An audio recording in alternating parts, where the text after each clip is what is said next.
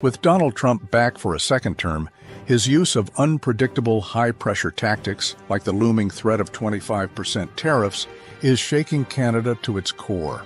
As the madman theory goes, if you want to get what you want, you have to make your opponents believe you're willing to go further than they think. From auto manufacturing to oil and gas, dairy, steel, and even immigration, Canada's economy depends on its relationship with the U.S. And now, Trump is playing hardball. Will his unpredictable tactics force Canada to the negotiating table, or is it just a strategy to win the upper hand in trade deals? Trump's vision of Canada as the 51st state may sound extreme, but his approach to negotiations has always been about pushing the limits.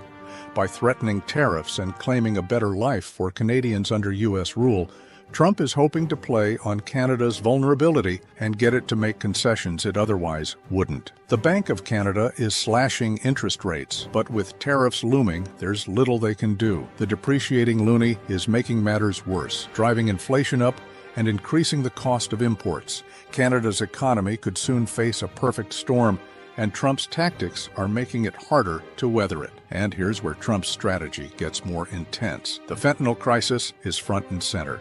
Trump's team is using this issue to escalate, suggesting Canada isn't doing enough to crack down on border security. The message is clear. Give us what we want or face the consequences. With Ontario and federal elections on the horizon, Canadian leaders are under pressure, not only from domestic issues, but from this looming trade war. The economic chaos caused by these tariffs, coupled with a plunging currency, could force Canada into desperate negotiations, giving Trump more leverage to impose further demands. Targets Canadian industries like auto manufacturing and dairy, forcing Canada to the bargaining table or face severe economic fallout. Canada is also facing challenges in retaining foreign direct investment. Take Honda, for example. In 2024, the company committed to a $15 billion investment in Ontario to electrify its operations, one of its largest ever investments in Canada.